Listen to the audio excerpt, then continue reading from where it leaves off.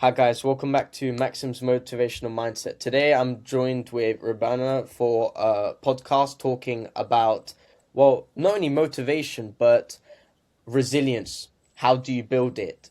There's interesting ways in how people think that it can be built, but here we'll really dive into how we believe it can be built. Uh, yes, thank you so much for inviting me, Maxim. And hi everyone.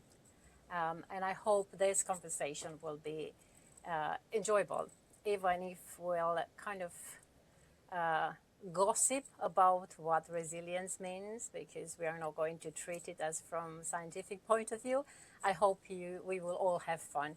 I'm honored to be your guest. And before we begin, I will also want to say that I really admire what you're doing in this kind of society world when we are very easy distracted by entertainment, TikTok, and everything competing for our attention. You've chosen to invest your time in building something amazing, something intended to help others, but also to help you grow in the process, Maxim. And I think that's wonderful. I think that's a beautiful trajectory for anyone with a sense of purpose. As if you grow while creating something that helps others grow, and I think that's wonderful. And what I found particularly interesting is that young adulthood is usually that period when people are asking, who am I? What do I want to become? And you've chosen to explore those questions through creating something meaningful. And that's quite rare. So congratulations for what you do, Maxim. I think it's Thank great. you. So the first question, which I think, as mentioned, it can really start us off, is why do you believe people aren't really resilient these days, or mentally resilient, especially? Yeah, that's quite an interesting question. But um, before we dive into the kind of the properly conversation, I would just want to maybe just give like a little disclaimer or a background, because I think it will just make sense as we go along and get into questions. So yeah, before we start, I just want to give kind of a little disclaimer. Considering that we are talking about resilience, I think this is very important. And I want to mention that my answers today will come from the 18th of August 2026 version of myself. Yeah, so if we will have this conversation again in a year time, or perhaps even in few months time, I reserve the right to answer some of the questions differently. And that's because we are talking about resilience, and that is something which we build as we go along. It's a life kind of lifetime work. And because we've got this as humans, this ability of increasing the awareness and becoming more resilient as we go along, then my answers can probably will change. So I've learned to never say never. Never say that what I'm going to say today will be valid tomorrow or the day after. And I've learned to be absolutely comfortable with that. And for me, that's one of the outcomes of developing emotional intelligence. Keeping an open mind, accepting life's ups and downs, learning from new experiences, and figuring out the best ways to move forward based on where we are right now. That rather than becoming trapped into a preset mindset. And I'm not afraid of losing myself because I change my opinion. Actually, I think change sits at the very heart of development. And I'm a huge fan of Buddha and many other people who have thought about those kind of things before. And he mentioned that if something is permanent, that's the change. So I just want to say that I'm comfortable with the change and the fact that some answers might be change their shape and content throughout the time. We as human, we evolve physically and psychological throughout our lives, and we who we become reflects not only our biology and developmental stages, but also how we learn to navigate the environments around us. Sometimes we just need to adapt because belonging matters to us. And we kind of dance as the music plays because we want to remain part of the group. And at other times, something matters to us so deeply that we are prepared to leave the safety of what is familiar and step outside of our comfort zone. And some other times we refuse to adapt at all. So from one person's perspective, that can be called stubbornness, but from other perspective is standing your grounding. So, and interestingly, all these are kind of manifestations of resilience. The difference often depends on what we are protecting, what we are adapting to, and from whose perspective the behavior is being judged. And so for me, resilience is therefore not about being kind of hard on yourself. It's becoming so flexible that you can compromise the values that define you. Those values are my anchor, but they stay the same, but and the people I care remain the same. But the how and sometimes the who with are open to negotiation. So the route can change. And finding the best route to complete the journey is actually something I'm passionate about. Just because it reminds me that we can often turn discomfort into something manageable by just focusing on what we can concretely can do. I'm kind of a stoic from this point of view, recognizing the reality as it is and working in with what the circumstances give us and remaining grounding into the purpose. So going back to the question, as I don't want to kind of keep going on this, I hope that I've kind of made sense of the way how I think about resilience.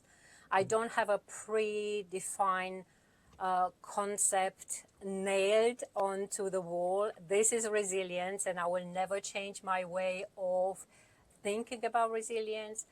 I'm always adapting, and I think that's practically the core of being resilient, being kind of versatile, while being grounded in your values, try to adapt to the circumstances. And why, you've asked me, why do I believe people are not mentally resilient these days? Was that your question? Yes. Okay. I think every generation has had enormous challenges. And I also don't want to kind of romanticize previous generations and assume that because people didn't, talk about their struggles, they weren't struggling. I think sometimes what we call strength was simply getting on with life because there was no other option. But now something has changed, and we live in an environment of almost continuously psychological stimulation. And the human strength response it's kind of beautifully designed to help us to respond to challenges.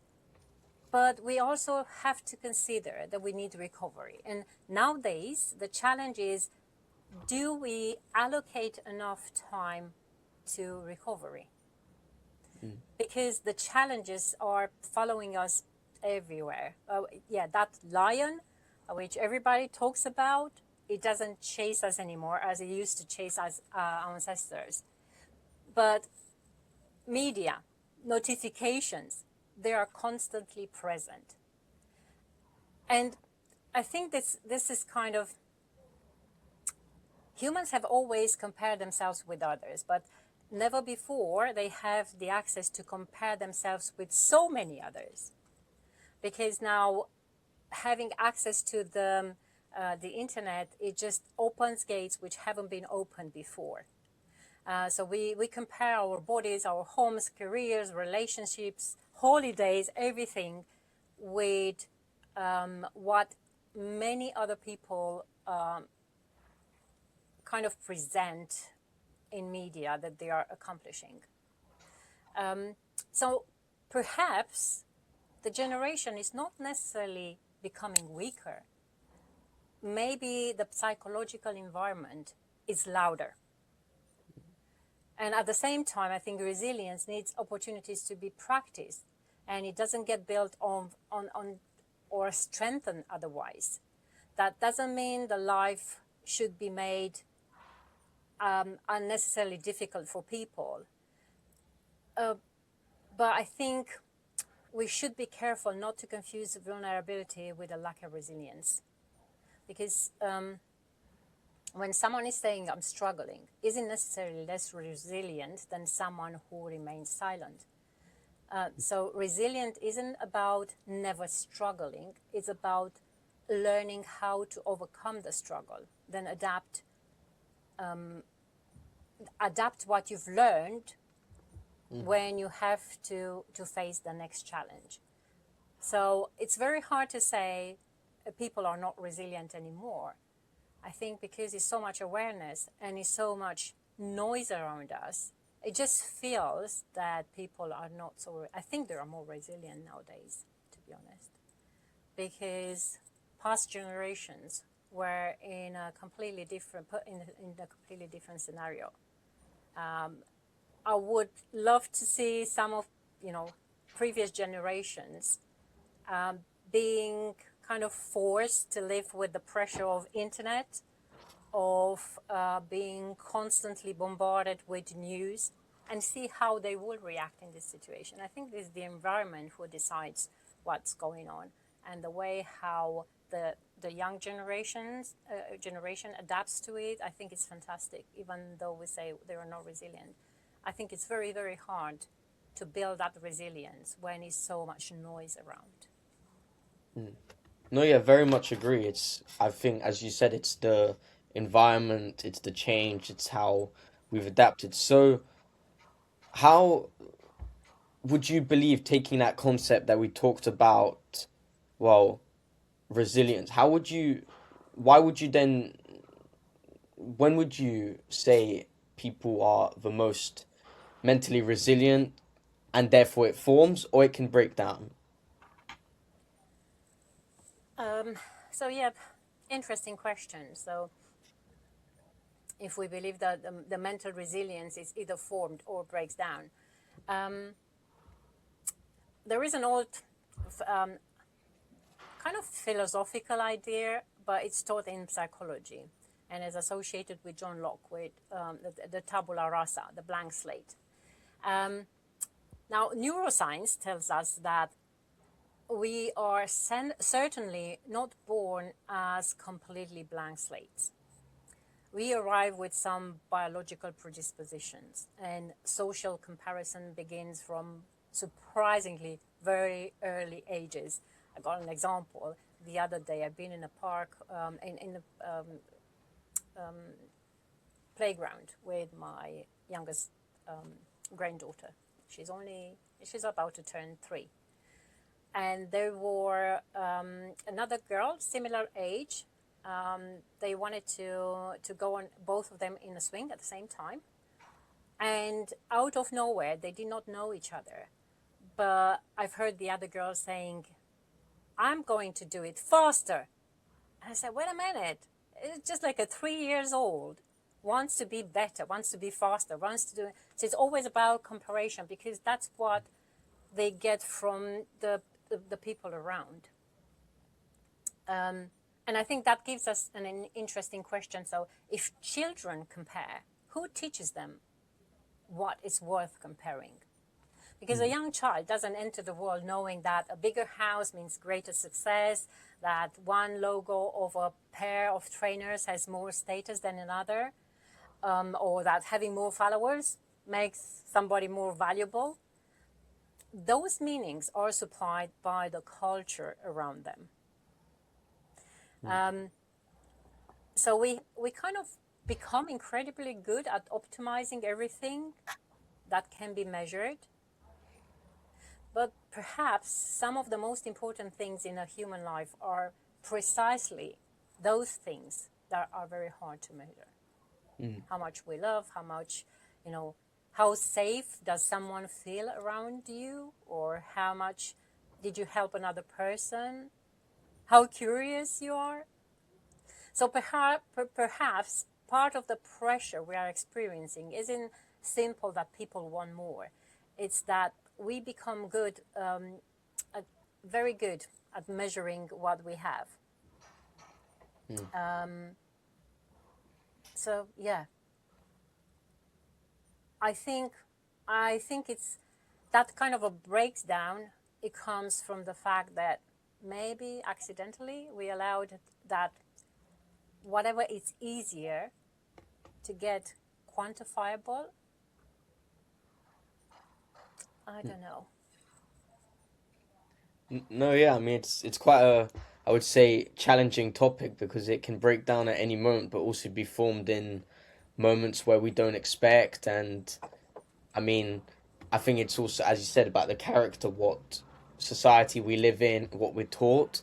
So going through that, well, say a person who is mentally fit, how would you define it? How would you say that person is quite, well, how would you define a person when you look at them if they are mentally fit? Um, I actually love the question, and I did say this is not a scientific conversation, so I can input my own kind of point of view. But I see mental fitness being similar to physical fitness, like exercising. So we understand that challenge, tiredness, and recovery are all part of becoming stronger physically. I mean, yeah. So we all understand that if we want to get physically fit, we had to challenge ourselves. Yeah, we have to go out and do the workout, get tired, and then allow ourselves to time to recover, to become, you know, stronger, well fit.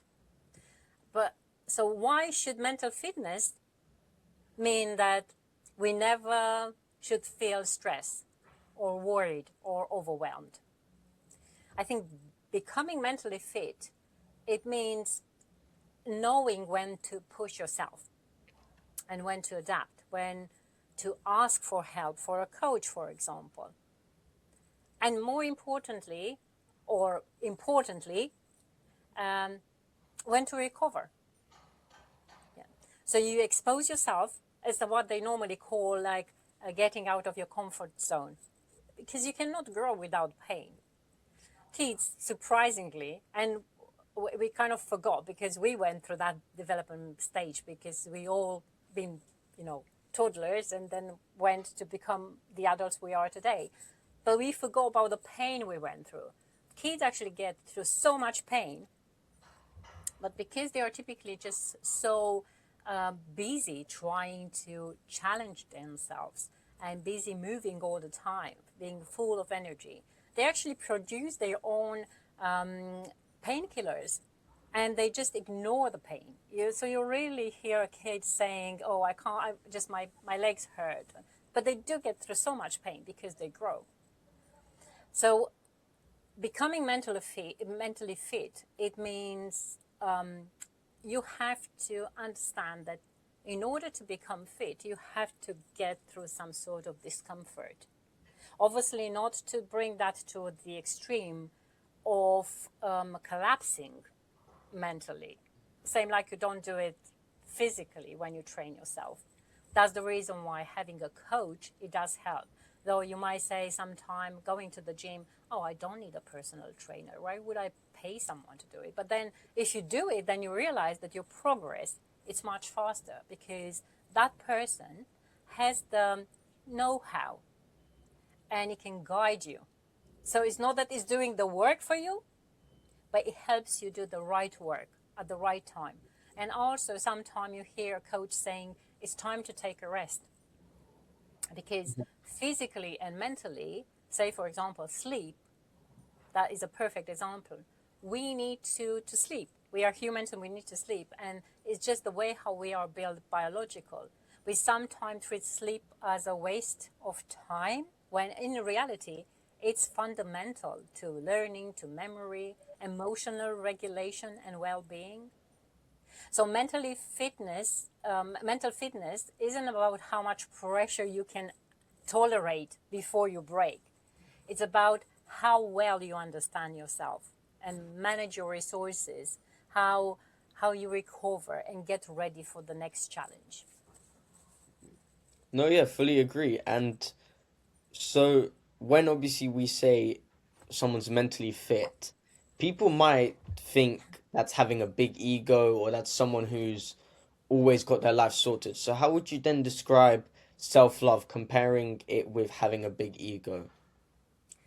Oh, that's a fantastic question. And it's quite controversial because people always kind of try to say you can't really self love yourself. You cannot practice self love without having a big ego. But I believe, and again, it's just me inputting my point of view. It's not necessarily there is something scientifically backed up, but I believe self love is not about putting yourself above other people. It's about looking after yourself and stay stay connected to your purpose. If your purpose is to help other people, then you have to look after yourself, because you cannot help others effectively if you are not physically and mentally fit. If you are depleted, you don't have enough resources to help others. You know how they say when you kind of get into an airplane and they say put your oxygen mask first, because then you will be able to help others. If you will be left with no oxygen, you will be useless. Yeah. And it's not like being selfish. This is a responsibility. When you are well and you are grounded and mentally and physically fit, you have more capacity to support not just one person, but many around you who might need your help. When looking at a big ego, that's usually someone who needs an external confirmation and wants to be seen as the smartest, maybe the most successful, or the wealthiest, or the most important. And when that's taken to an extreme, that can slightly overlap with narcissistic traits. But I would not automatically label every person with a big ego as a narcissist, because I think sometimes this ego develops, and maybe all the time, but yeah, I would just say sometimes, just for the sake of not being, never say never. So sometimes ego develops as a form of adaptation, because a person might have learned that appearing strong or being superior or always in control was the safest way to navigate challenge or maybe criticism or insecurity. So if I practice this kind of big ego situation, and as a person I've realized that it took me comfortably through a situation, then when a new challenge comes in, I will try to replicate that behavior, Mm. because that big ego, it took me, you know, through the challenge with ease, and that's practically what the human essence is about. Trying to, the fight and flight response. So we just want to stay safe. And if a big ego, it will keep me safe, I will keep practicing this. But not because I'm a narcissist, because that was the safest way for me to, escape the trap. So I don't immediately see a big ego as something to condemn. Mm. I see it as a sign there might be a lot of room to develop emotional intelligence and a greater self-awareness. And kind of for me, the simple difference is, if we put it like in simple words, with self-love saying, I need to take care of myself so I can live and give. Where a big ego, when it's not healthy, will say, I can only be safe if I'm seen as the best of all. Okay, and I'm not I even though that might not resonate with many. I'm not a religious person. I've got a scientific mind, so I can't really be addicted to a religion, but I'm spiritual. And I think that's a big difference. And I fully resonate with the Christianity dogma that you should love your neighbor as you love yourself. But I think the problem nowadays is that people do not love themselves enough. And that can be the source of many troubles, because somehow that self-love is primordial. You can literally, you cannot help others. You cannot fit within a community if you don't love yourself. No, yeah, I fully agree with that. So taking that self-love and obviously the defining it against a big ego, what would you say is one piece of advice that someone needs to hear in order to build that resilience? Okay, that's kind of a tough question. And it's a tough question because trying to avoid somehow in my mind, yeah, trying to avoid that situation of having a big ego, I'm, the smartest, I know everything. It's very hard for me to give advice. And I'm always a little caution with the word advice. Even my training as a coach taught me that you can't really give advice to anyone, because I don't think you can teach another people how to fully live their life. At the best, I can encourage everyone to stop and think. There is a quote often attributed to Einstein, which says something like along the lines of, I cannot teach anyone. I can only make them think. Because practically, even when someone, if someone is put in a very difficult situation, that might require like professional help. Yeah, so we can't really give advice to someone who needs medical attention. And then you hear that as a disclaimer in many programs who are teaching or sharing tips about how to build personal development skills and so on. Because when you try to make someone to think for themselves, you are referring to a person who might get through a difficult situation, but a person who is mentally healthy and physically healthy. Because when something is so happening, when something happens in someone's life and is kind of threatening their mental or physical health, they should look for professional advice. So, as I said, I don't give advice, but I can encourage people to think for themselves. Maybe the most important thing I will say is compete less with other people. And just become curious about yourself and your own progress. Because I see so many becoming frustrated because they believe life has not rewarded them in the way they deserve. I think it was Mark Twain who said, life doesn't owe you anything. She was here before you. Yeah. So never believe that, this is what I was supposed to get, and I didn't get it. You have to just do whatever you do and be happy with your own progress. But I see, as I said, I see people constantly measuring themselves against somebody else's position or success or income or appearance or opportunities.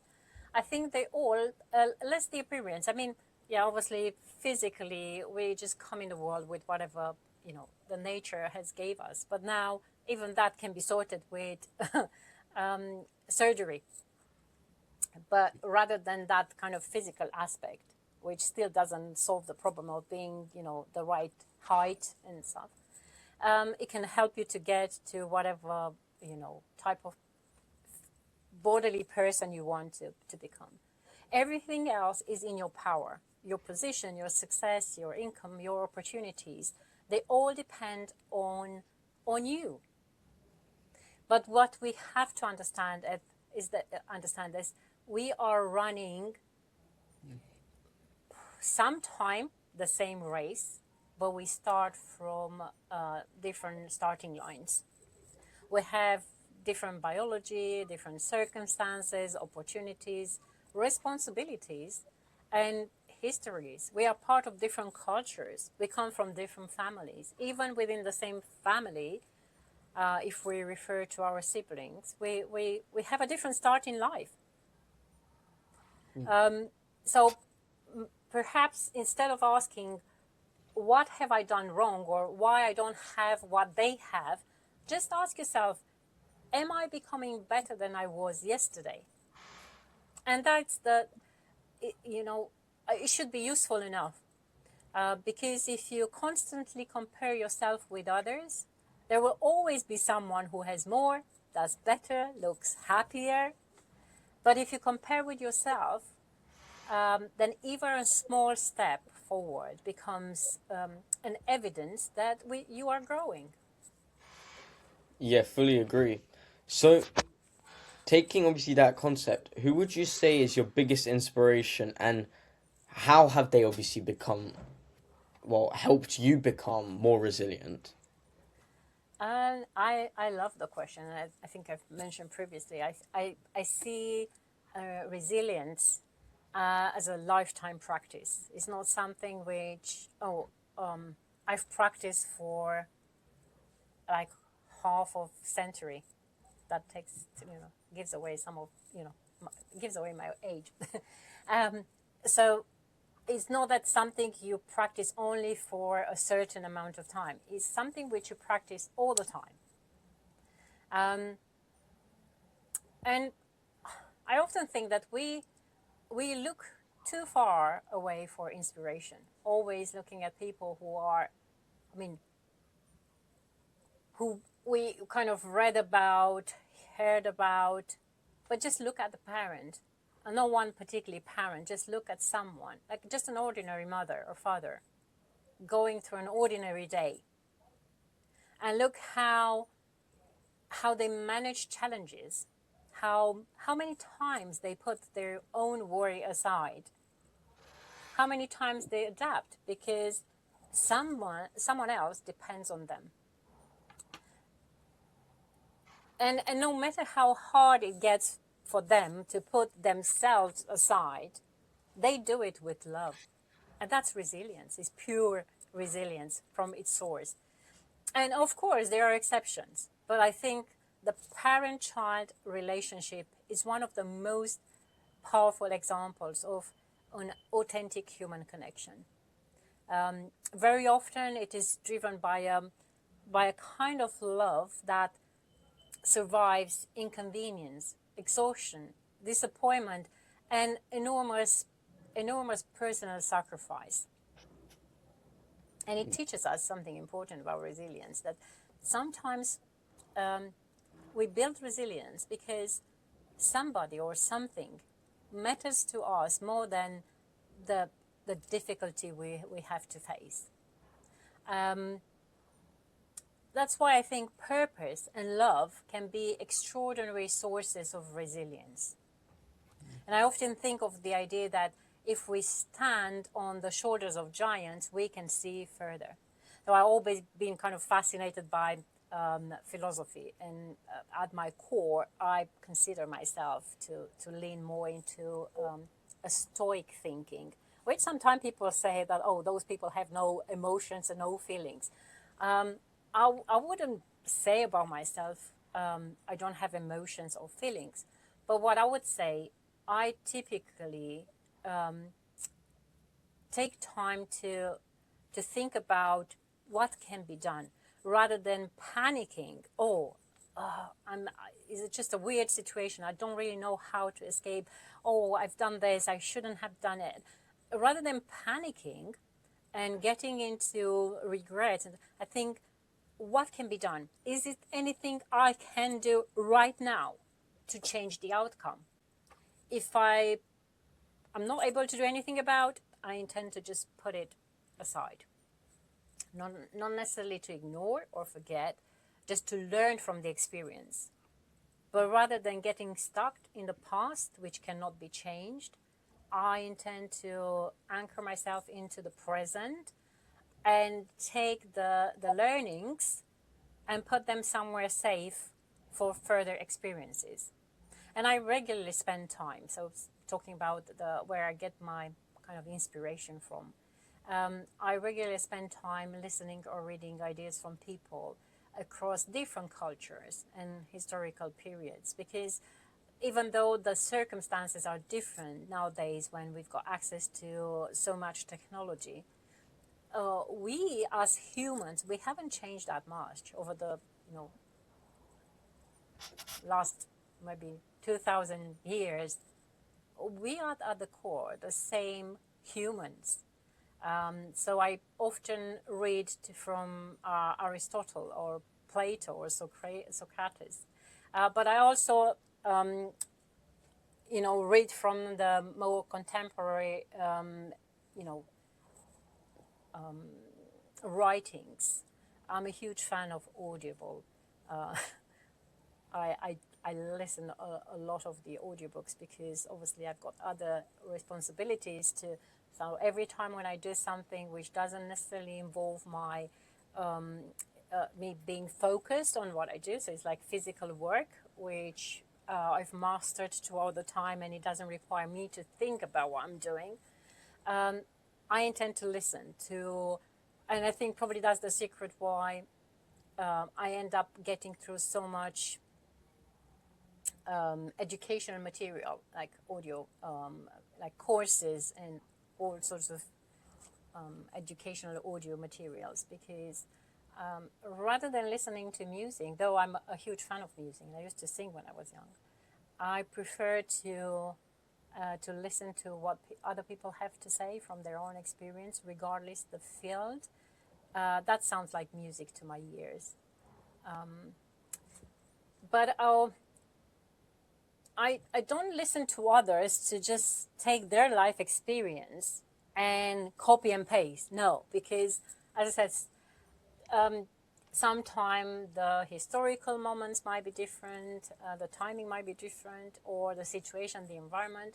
But I try to distill their words and take whatever I think works like a fuel and input into my own thinking and see if I can use their experience to improve the outcome of my present situation.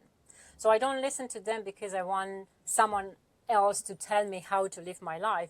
I listen because they make me question and reflect and look at my own experience from a different angle. I've been trained as a personal development coach in the past, and I've understood that we people, we kind of look at the same problem from different point of views. And it's like having the problem in the center, and then if you as a person, you go around that problem and you look at it from different point of view, like you would be wearing someone else's shoes, it just changes the perspective so much that you actually end up seeing something which you did not notice before. It's just giving yourself the time to actually reflect. Reflect and adapt that information and see what it comes up out of it. And I think that constant investment in reflection gradually builds wisdom. I know that comes with the age, and when you're very young, you don't think about this because everyone around you is busy with, as I said, entertainment, experiences, which is great because when you are young, it's just the right time to do it and believe that the world can belong to you. And when you get more mature, you realize that certain things are not exactly as you hope they will be, and you all become more grounded. But it's always good to keep that kind of childish mentality and mix it with the enthusiasm of a young person, and cope with whatever life throws to you. So obviously taking about that sort of inspiration, what's your favorite line to tell yourself when you're worried? Because as you said, well, it's normal to be that emotion of happy, nervous, worried, but what would you say is your favorite line to tell yourself? And that's a tricky question. I think somehow I've kind of um, I've I already answered, but I will just quickly get through it. I don't have a really a favorite line. What I try to do is not allow myself to worry, or to allow the worry to become bigger than the problem itself. I like to think I've developed at least a little bit of that stoic backbone over the years, as I've been getting through so many challenges, like everyone. But maybe I had a little bit more than others, to coming through the perspective that I've migrated from one country to another being an adult, having no idea about the language of the country I've moved into. Um, the fact that I've had some serious health issues to deal with within the family. So I think I had quite a few things I had to kind of cope with throughout my life. So um, I've tried to develop that stoic backbone just to keep me sharp and focused. So when something worries me, I try to ask myself if there is something practical I can do about. And if the answer is yes, I make a plan and take an action, even though maybe it might not be the right plan or might not be the right action. But it's something which is kind of a hands-on thing. So it connects me to with the present and the reality. And if the answer is no, there is nothing practical I can do about this, I just try to let it go. And it not, as I said, it's not because it doesn't matter, but because worrying cannot change something that it's outside my control. But instead, I put it in what I call my collection of life experiences. Maybe it is, maybe it is there just because there is something new for me to learn from. So just to teach me something new. Or maybe it's the reminder of the fact that I've learned something and I forgot. So I went through the same challenges and did the same mistakes. So yeah, perhaps the closest thing I have to go for, like a favorite line, would be, if I can change it, I act. If I can't, I just learn from it and let it go. That's amazing. So obviously it seems like that mentality and real confidence has helped. What would you say is the best challenge then that you've really accomplished? Uh, the biggest challenge. Uh, it's kind of very tricky, a very tricky question to answer. Um, I have to to think. Possibly. Um, Possibly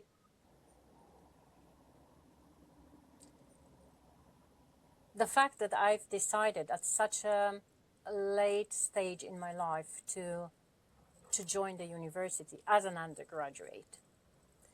Um, I I don't know. It's just I feel I find answer this question difficult because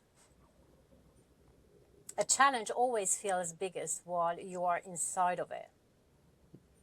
And what makes a challenge a challenge is the unpredictable part.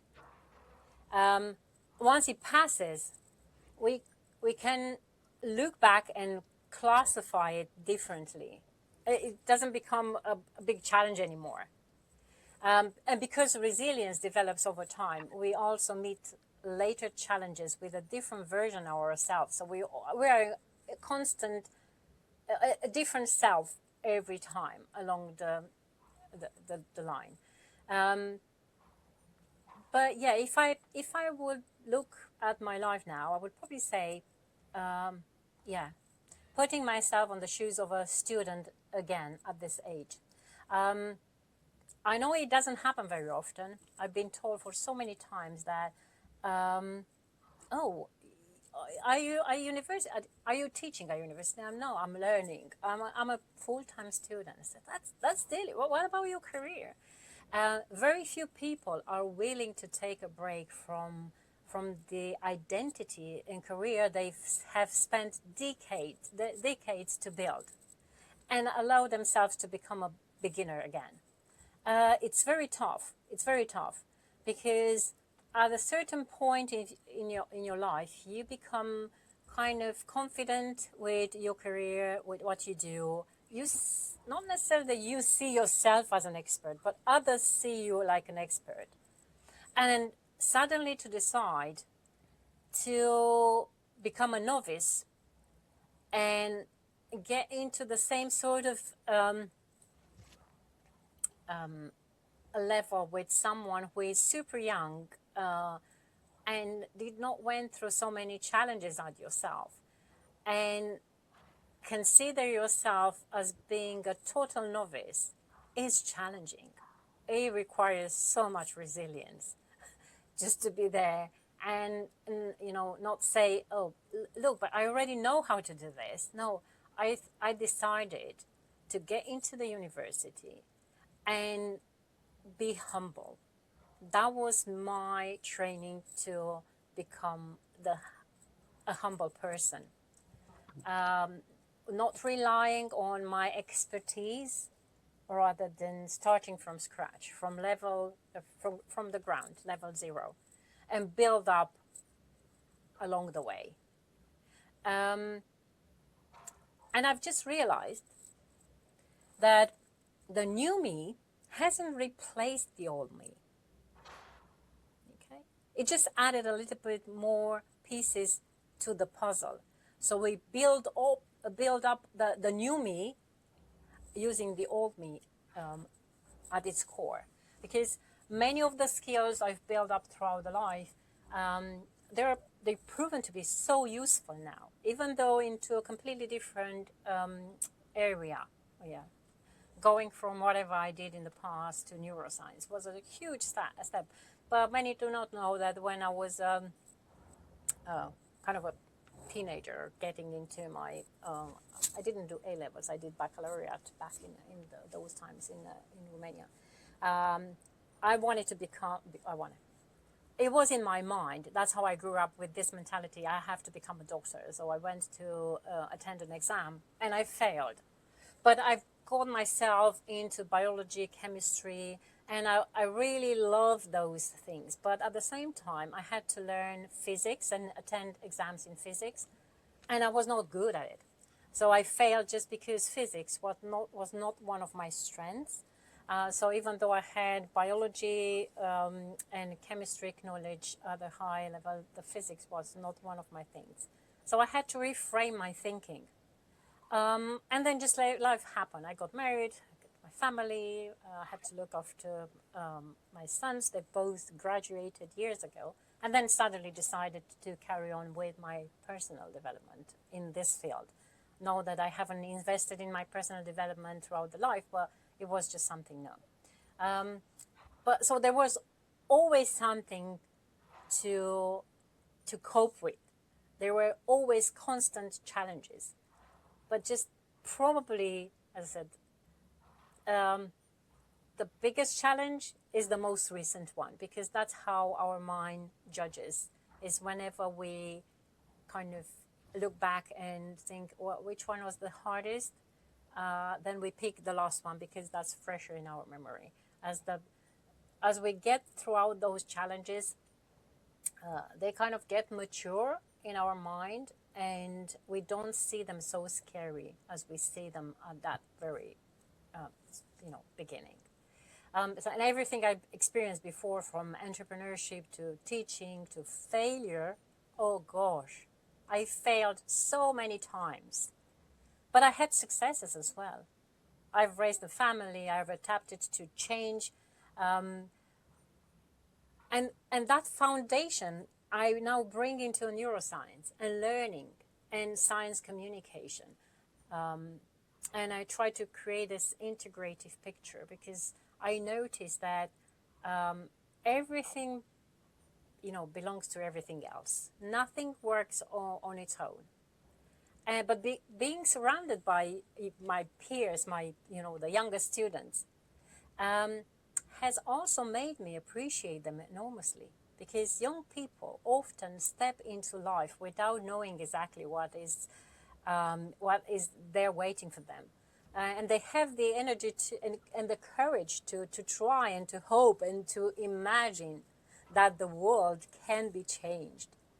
And their contribution might help changing it. And it happens. We have like examples of people who have changed the world. I think it was Buddha who said something like, a moment can change a day can change a life, and a life can change the world. And it's just so true, because people who had that courage to change something, they've managed to influence the mentality of many others. And that comes in a pack, as a package with the resilience, because that's pure resilience. And it's much more than someone can realize. It's just resilience. And yeah, I think for me, learning how to keep a young mind curious, ambitious, and willing to change, while accepting that mind lives in a body that is getting older, it was the biggest challenge. It's still a challenge now, but I don't see it so kind of dreadful. I will try my best to keep it as a challenge, because we know from neuroscience that brain intends to be more engaged with when something is challenging. So if I will temper down and think, oh, this is not a challenge anymore for me, then it will make my brain start looking for something else. So I try to feed my brain with always novelty, getting myself involved in learning different things, how to use tech, how to deal with AI, how to, learn genetics, learn neuroscience. I try to fit in my brain with things which I consider will help me complete my purpose in life, rather than just let the brain to pick random things. I try to be organized and get the challenges in. But yeah, going back to the question, yeah, I would say biggest challenge getting into university at such a late stage in life.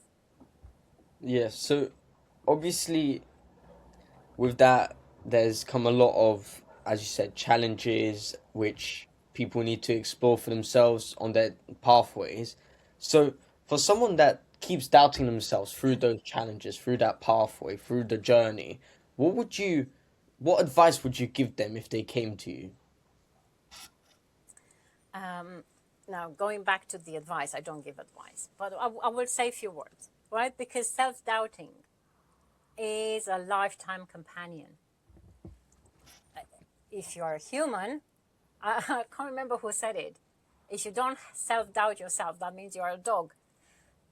Self-doubting is so human, because we as human, we want to fit in.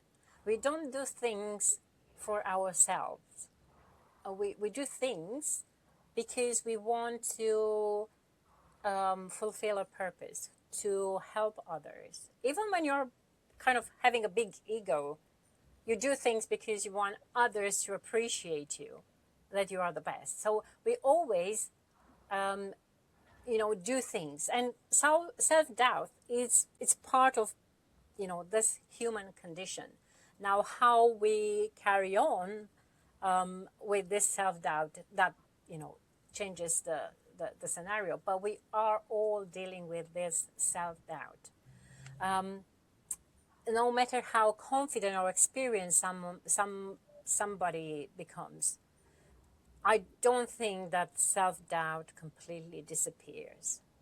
People who are super confident in public speaking, for example, because they do say that speaking in public, it creates is one of the things which creates a lot of stress in the majority of the people. So those who are dealing with and do public speaking all the time, presumably are people who are confident.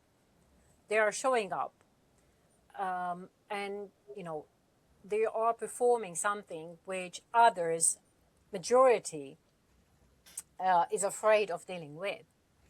They have self-doubt, because that self-doubt, it makes them perform better. When you that self-doubt, it helps you become a better you. If you don't have the self-doubt, it means that there is nothing there for you to aim to.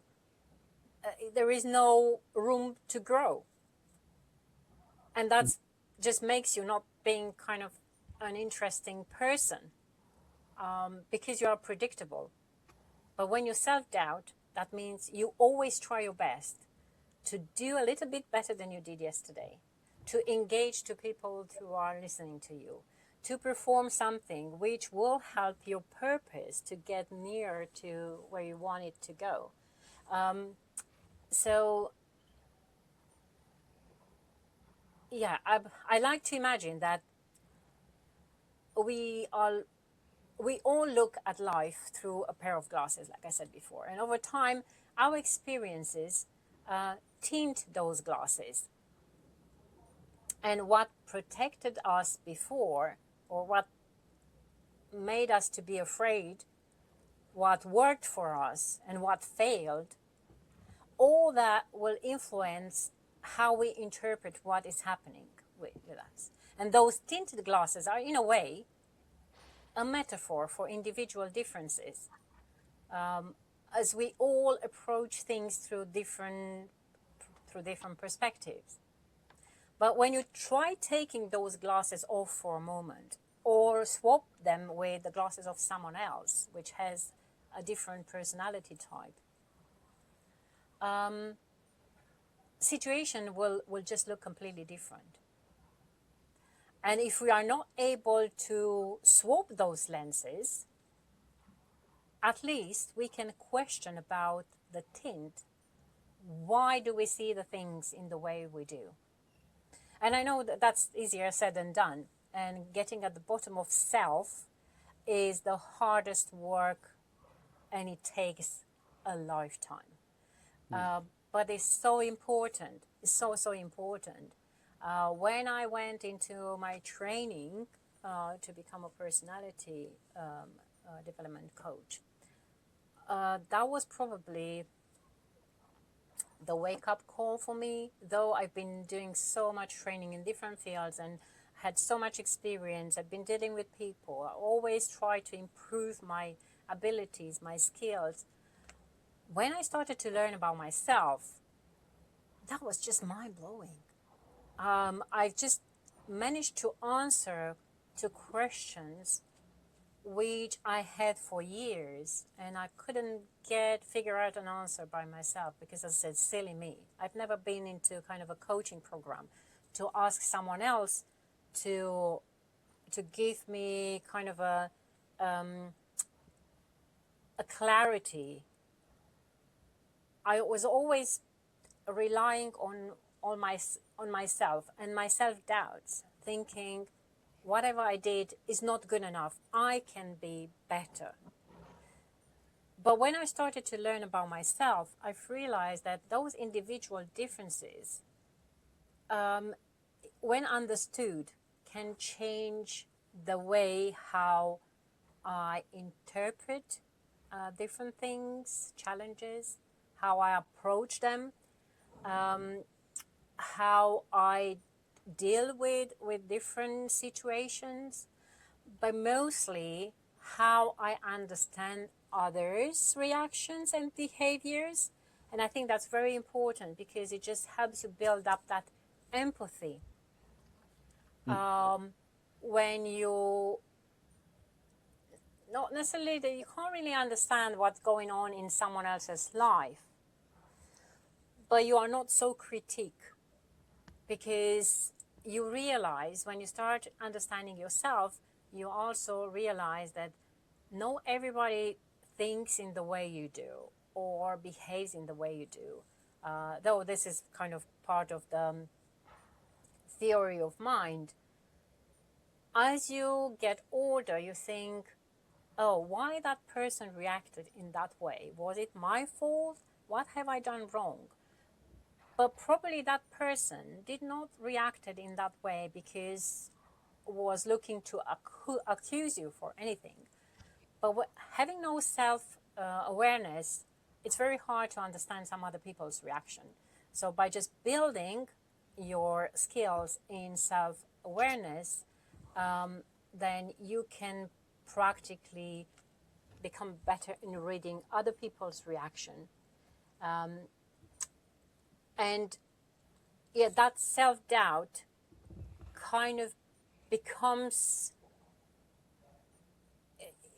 it gets molded into kind of a different shape Mm. because you keep that self doubt for you to become better, but in the same time you realize that that self doubt it should be under your control. It should not be dictated by the behavior or other people. You should be the one to kind of adapt yourself and become better. But it's a must, so it's non-negotiable. You have to learn to kind of work along with that self-doubt because it's going to always be present. Mm. So we've talked about a lot of reasons to what limits us, but so if you had to tell what your definition of this champion mindset thing that we all really believe and have in ourselves, what would you say is your champion mindset definition? Um, champion mindset. Um, Good question. I think it means champion mindset means different things to different people. For me, I would say I would like to compare it with the physical fitness of an Olympic champion. As we say, for example, we watch Olympic champion, an Olympic champion, and we usually see just few seconds of or minutes of glory. But what we don't see are the countless hours of training, the repetition, the discomfort and pain, the sacrifices, and the recovery and the discipline. And all those moments when nobody was watching that champion. Okay. A champion mindset is built in a very similar way. Firstly, it requires discipline. It's like I said right at the beginning of the conversation, I admire your discipline because at a very young age, you are disciplined enough to say no to different temptations, which majority of people of your age have to deal with. From TikTok to going out with friends, everything you do requires time and preparation. From whatever you prepare as a content for your podcasts or your I'm not sure if there are daily feeds or whenever you post your thoughts. They all require time for you to prepare and think about. Then finding the right softwares to use to record and deliver your content. Everything requires time. You're also human, because you're human. You have to eat, you have to sleep, you have to look after your personal hygiene. So you are left with very little time to enjoy with friends and all those kind of online temptations, notifications and stuff. So that requires a very strict discipline. You can't really do it other way. And it just doesn't appear overnight. You don't just read a motivational quote and suddenly decide to think positively. You build this kind of champion mindset by doing repeatedly the things that strengthen both mind and body, learning, reflecting, challenging yourself, recovering, and sleeping properly, because if you don't sleep properly, all those intend to collapse. You have to look after your health and also practice how you respond when things do not go the way you plan, because that happens quite often.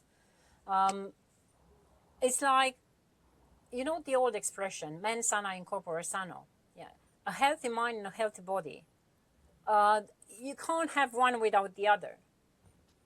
Just think about maybe a day when you had, maybe you ate something which was not great and you had a disturbed kind of digestion. Your mind in that situation cannot be focused in creating content. So you obviously have to make sure that your bodily health stays up to top so that your mind can focus in the right things. In the same way, a healthy mind gets you to the habit of building that healthy body. Because if your mind is poisoned with things like negative thoughts, when you spend time around people who are pessimistic, it's like when you kind of have someone draining your batteries completely. That has such a negative impact in your in the health of your mind. So you have to constantly keep those, like in Goldilocks principle. Be aware when enough is enough, and just stay balanced between what you do so that your bodily and mentally health are, you know, kept in the best shape possible. It's always that mind and body, they're interconnected, so you can't have one without the other. And just build the resilience. Those resources can help you cope when the body becomes inevitably weaker. Then your mind, it just brings it back into the shape, because with a healthy mind, you know what you should do to bring your body back into the shape, and the other way.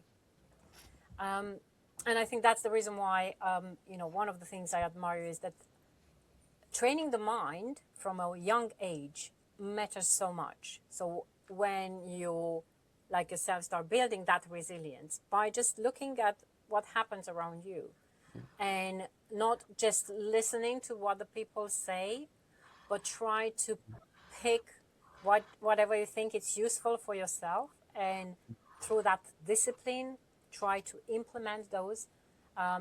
It's fantastic. That I think that's what makes us human, the fact that we can get some other people experiences as examples and implement them in our own life. No other creature in this world does it, though there are, you know, many things which, you know, other animals can do. They can, some of them communicate through a sort of a language. They can do things which we do. Put a monkey to paint and he will paint. Put a monkey to sing, it probably will sing. But yeah, there are many things which they can replicate. There is no creature in the world who can take the knowledge of a previous generation into consideration to use and behave based on what it was learned from others. Mm-hmm. So that's purely human. It's purely human. And yeah, just gets into that kind of championship trajectory that you bring that into your training. Yeah, so in essence, for me, that champion mindset is not necessarily and not simply the mindset of someone who always wins. Is the mindset of someone who understands that there will always be challenges, and it does the best in the moment to get through the challenge and adapt to the situation, so that the end result proves that it kind of went a step forward. And a champion mindset shouldn't be about winning and losing. It should be about winning on both parts, because taking that step forward, it should be seen as not just personal performance, but also a way to inspire others. So it can be a win for others. If you lose or you win in a particular situation, it's still a win in general, because it gives you some sort of lesson which you can use for yourself and share with the others. Mm-hmm. Yeah. So that's all the questions. Thank you again for talking about resilience and really truly giving others a way of finding through their daily lives. Thank you, Maxim. The pleasure was mine, and I really enjoyed this conversation. And yeah, what I particularly enjoyed is that there weren't like questions about having right and wrong answers. They allow me kind of to express what I believe myself from August 2026 beliefs about resilience. And yeah, as a kind of ending of our conversation about resilience, is just that I strongly believe we should keep our values, we should keep our purposes, but remain curious enough to be able to change our mind and keep building, keep going.